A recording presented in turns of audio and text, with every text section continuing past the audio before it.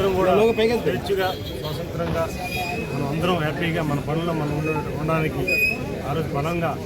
మన పెద్దలందరూ కూడా ఈరోజు ఉత్తర గౌరవప్రాప్తానికి రావచ్చు, లేకపోతే జగన్నాథ్ నాయుడు రావచ్చు, వీరందరూ కూడా స్వాతంత్రం కోసం పోరాటం చేసి వారు అండగా ఉండి ఈరోజు మనకు ఫలాలు ఇచ్చారు. ఆ ఫలాల్ని భావితరాలు మనం అందించడానికి ఒక మార్గం ఇలాంటి విగ్రహాలు ఏర్పాటు చేసి అది ఇవ్వడం వల్ల మన భావితరాలకు ఇచ్చే మెసేజ్ కూడా ఇవ్వగలుగుతున్నాం. మనం కూడా అదే స్ఫూర్తిని తీసుకొని మనం కూడా